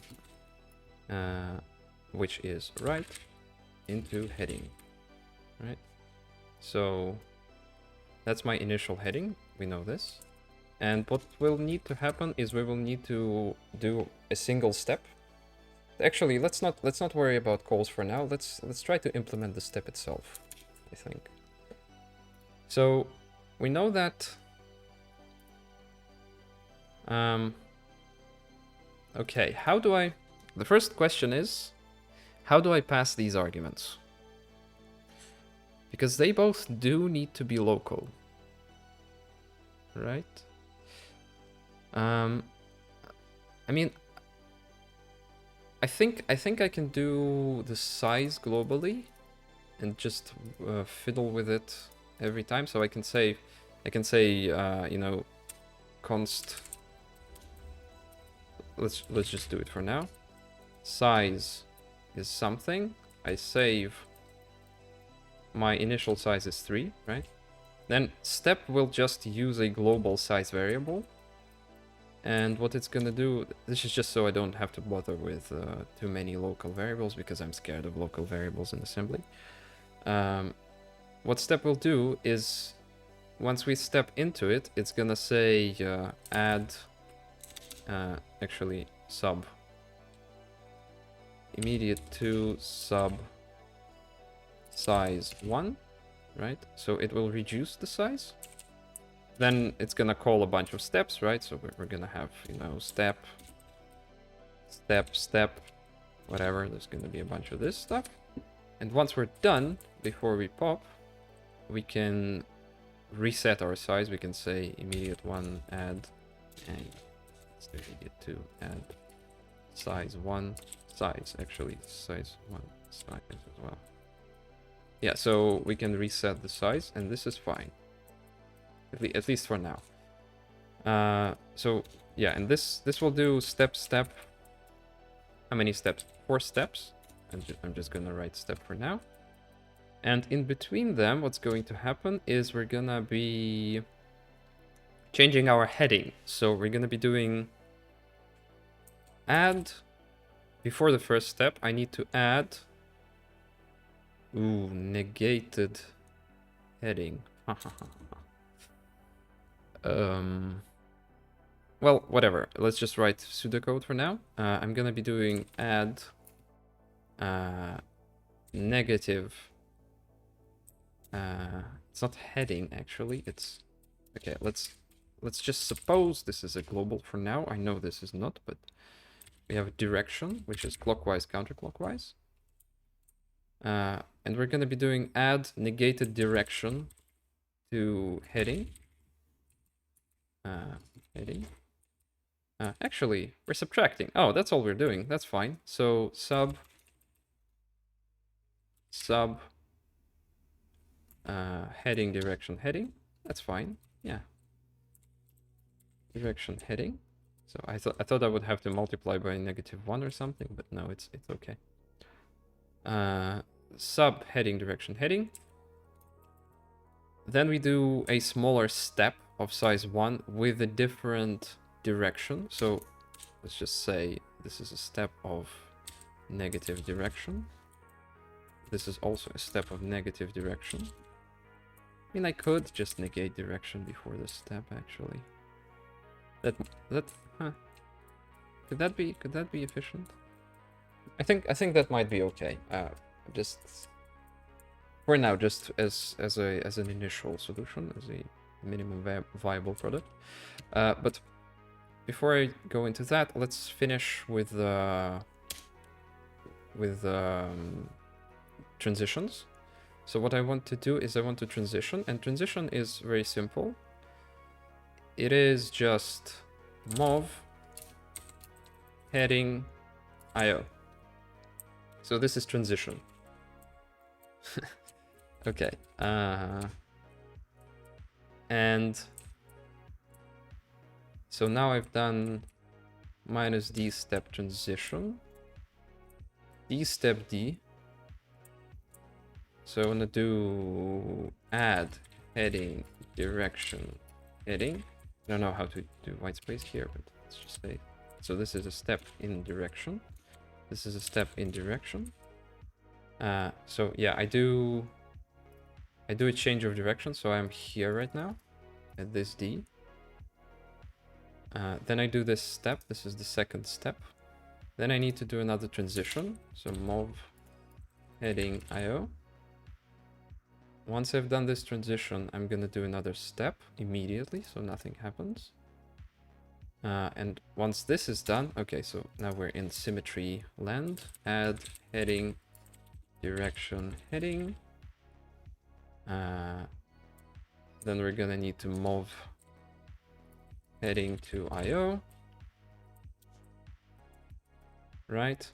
So we do transition, then we do another step minus direction, and then we again do sub heading direction heading. And that's about it. I should use tabs. Okay. So now what I need to deal with is I need to deal with these steps and their changes in direction.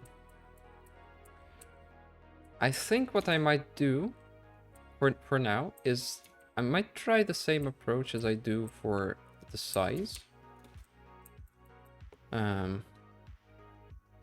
Except while this size I wrote inside the step.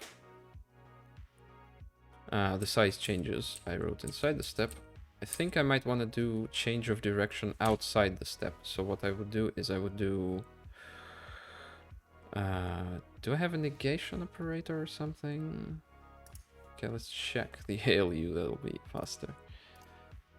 It's kind of curious how it's easier for me to look at the ALU. Oh, I must remember the modulo 4. Okay, well, let's... I promised I wouldn't worry about that for now. Why does the program look empty? Even though I'm writing in it. It looks empty. Oh, it's because it doesn't compile. Okay. That's fine. That's fine. By the way, what are we gonna call this? I'm gonna call this wolfram.lml. All right. So step in direction. Can I even... I don't know if I can negate, actually. This also sucks. I can really feel the shortcomings of leg now. I have all this stuff, but I cannot negate a number. Can I? Can I? Wait. Actually, I think I can just yeah, I can at least implement negation the way negation is implemented inside the negation component. So, you know, not a plus 1. Because I have a not and I have an addition. But I don't think multiplication times 255 will be the same as a negative number. I'm not sure. I think I built multiplication without ever even considering negative numbers. You know what? Let's just check. Let's just run a test. So let's create a new program, whatever. Give me my leg.lml, because I'm used to it by now. And let's say multiply 20 by -1 IO, immediate 1, immediate 2. And let's run this and let's see what... leave me alone, okay? To register A. Okay, register A is a 0. Yep. Nope. Nope. Wait, 236 actually is being saved. Okay, so if I do sav 1 to B. What? Yeah, 236. 236. Wait, is 230? Actually, 236 is -20. Oh. Oh, okay. Okay. So it does work. Just judging on these tests.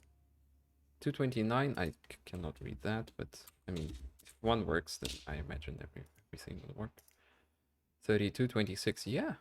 Yeah, so if I do 1 times -1, I will get 255. And if I do -1 times -1, I expect to get a 1. Yeah. Okay, that's good. But I wonder if I could actually do something clever here, because maybe multiplication by -1 in modular arithmetic is something clever, like 4 minus x or something.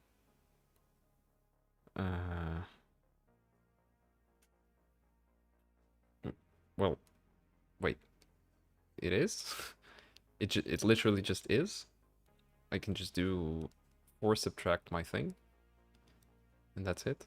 Which is essentially the same. Yeah. Well, modulo 4, of course. 4 subtract the thing modulo 4. I will need to do everything modulo 4, which is a whole other can of worms. But so what I'm thinking is I can do immediate 1 subtract 4 direction. And now instead of heading, or instead of subtracting, I add not 3, 4.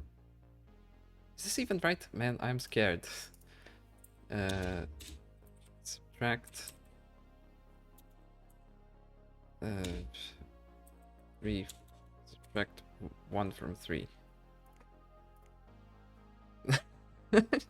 Did I just subtract 1 from 3 and get a 2? Oh man, no, my brain is starting to melt at this point again. No, I think this should be okay.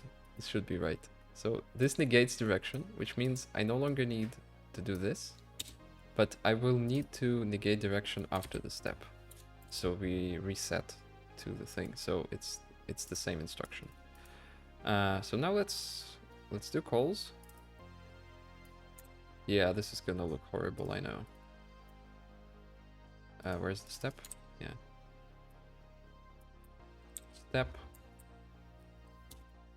I'm gonna outdent calls just so I can see that they are in fact calls. Or indent. This is indentation. It's kind of weird, right? More tabs, indentation. Fewer tabs, outdentation. Yeah.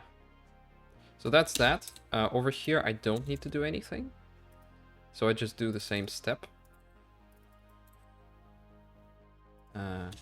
Let's group them like so, I guess. And here, I need the reverse of this.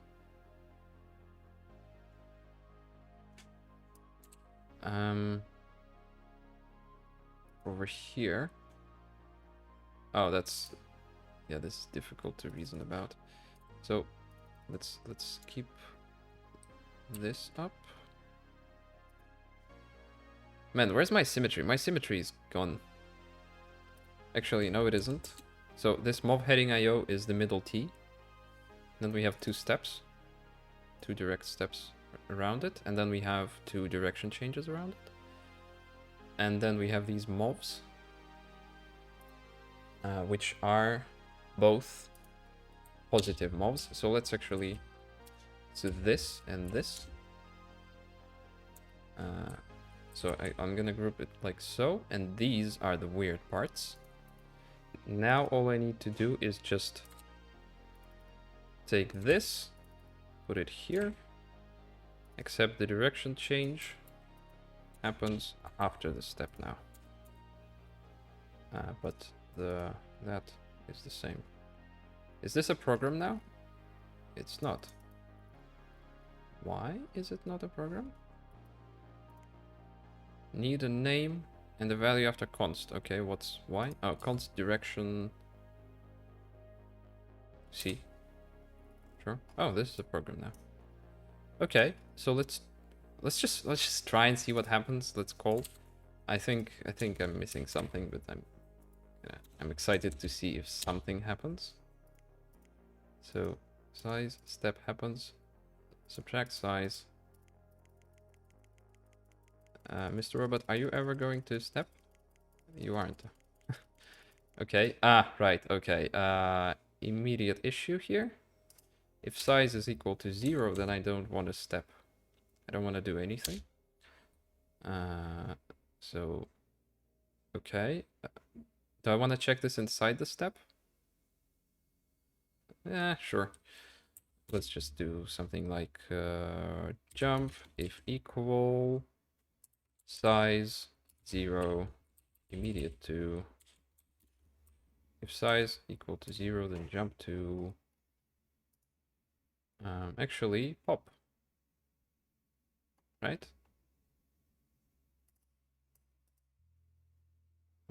Oh,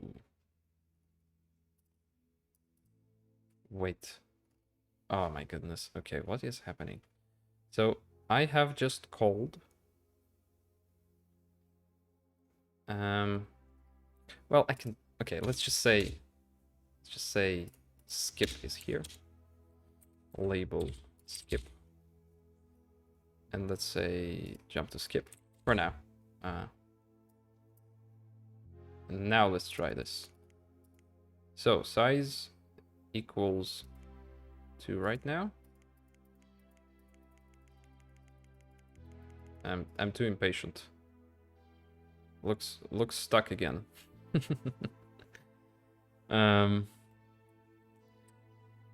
Sub for direction.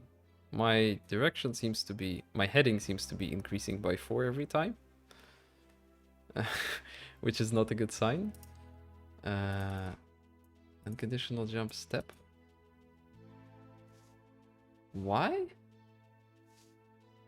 I keep going into step. Why? Wait, actually, I'm not skipping still. I'm still not skipping ever. Why? Sub 1 size. So where's my size? My size is in register B, which is this, I think. So let's take a look here. No, it's not. What the hell? Where did 255 come from? Save size 3. Oh, save 3 size. Of course. Okay. Now, let's see what happens. Skip, please? Yes. Broken. Right, I know why. Of course, because I forgot to add mods. So when do I change heading? I change heading here every time, yeah. Okay, so again, just we're gonna rush to a program that kind of works. Hopefully. Fingers crossed. Let's just say division is now mod. So div is now mod. I'm not gonna rename it because this is, I do not intend for this to be a permanent change. But what I'm gonna do is I'm gonna do immediate to give heading or I should really call for my modular, but whatever. Heading, right? So this is a modular arithmetic addition. Here, here. Come on. Too many tabs. Where else? Over here. Direction, direction, direction is fine. Okay. Let's try this now. Oh! Right, in order to get... I just realized I don't need to sub from 4. It's enough to sub from 0. Yeah, so to get a negation, you just subtract x from 0. 0 minus x is minus x, of course. Of course. I don't know what I'm doing here, but whatever. Let's see what happens now. Can you please walk? You bastard. It's doing something, but it's not doing anything good. Oh no, of course it doesn't work. Of course it doesn't. I have no idea what's happening. Okay, let me debug this. Oh, I just realized I didn't initialize one more of my constants or my global variables. It's direction. So my initial direction is I should kind of, well, whatever. My initial direction is right. My direction is clockwise. So save 1, 2, or actually right. Is right 1? No, right is not 1, so let's say 1, 2 direction. Let's hope this works now. Maybe? No. Oh no. You bastard. It did... So, what's up with those moves back? It kind of did... Well, yeah, it's also... Every time it's turning, it means it's trying to walk into a wall. So right now it tried to walk down.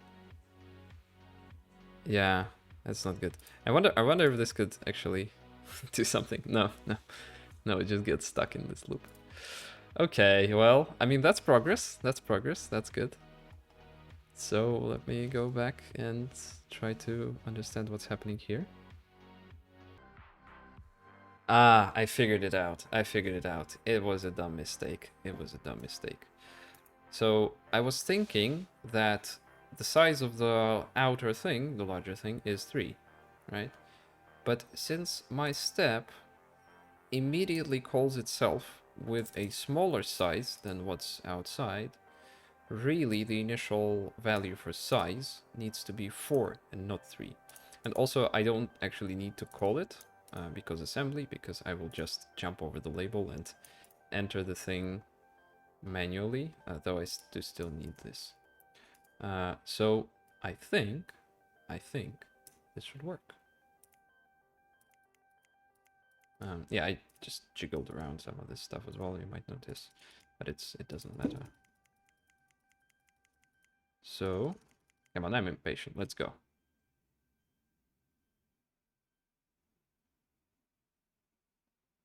Are you seeing this? Are you seeing this? It's not making any wrong moves. Yeah.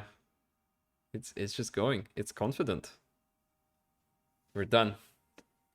We're done. Well, we're not actually done, but we have completed the level.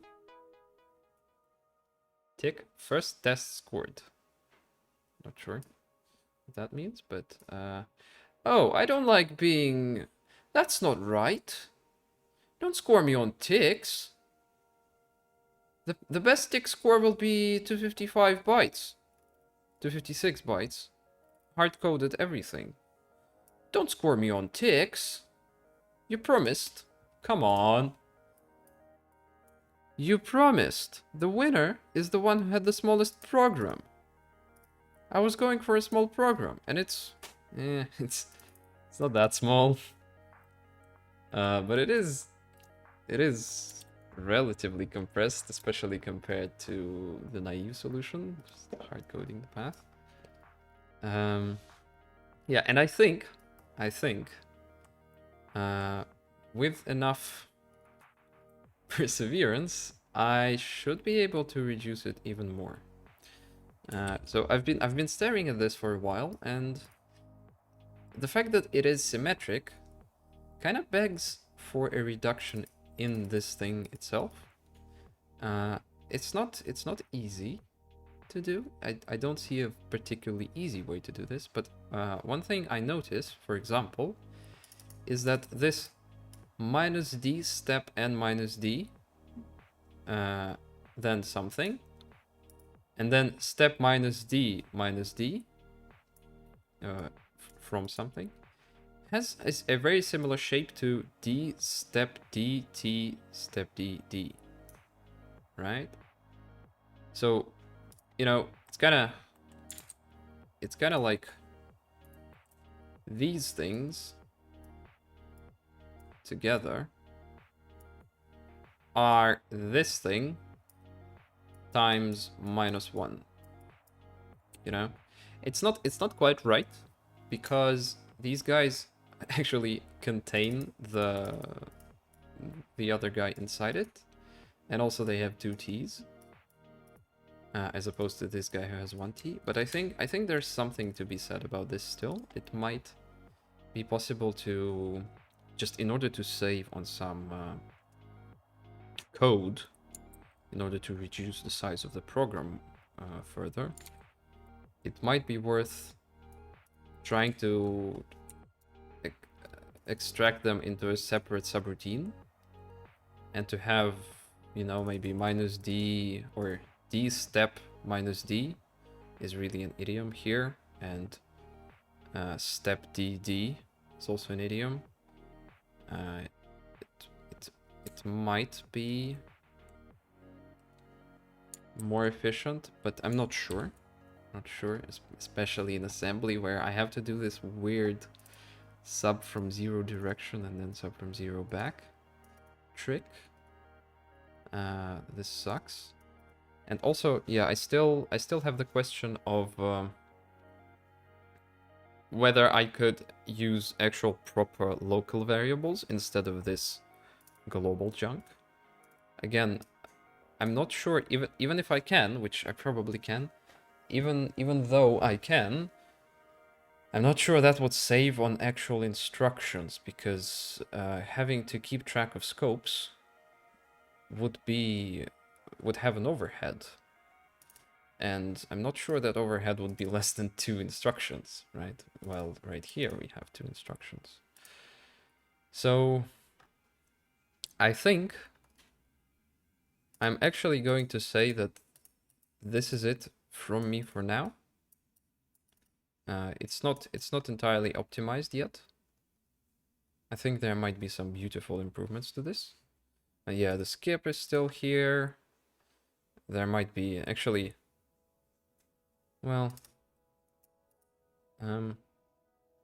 yeah, you know something I could possibly do is I could do something like multiply by skip by size, and then you know, if it's 0, then I'm zeroing. So instead of, you know, I have where's my IO?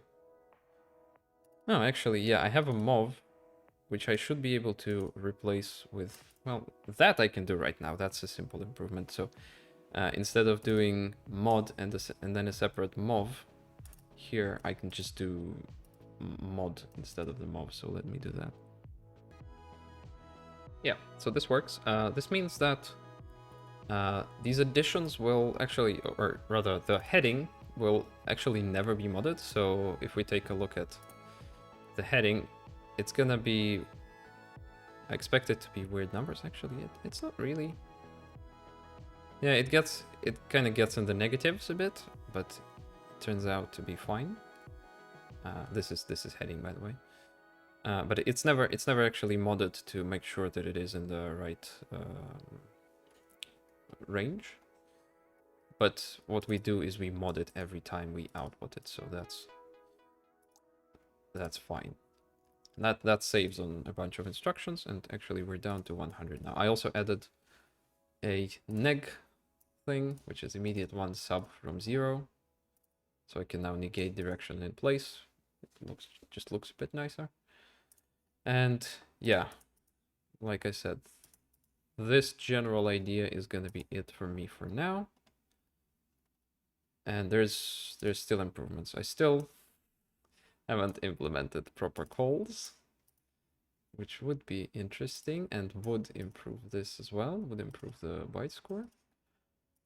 And yeah, I do wonder if I could do this as a loop maybe, or maybe as multiple, or possibly as core recursive functions.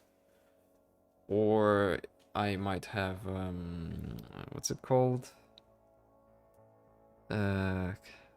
Goodness, I forget the word, like callback, continuation? No, whatever. So yeah, I might want to apply some clever reductions to this. That would be interesting, just to make this program even smaller. But yeah, that will be me.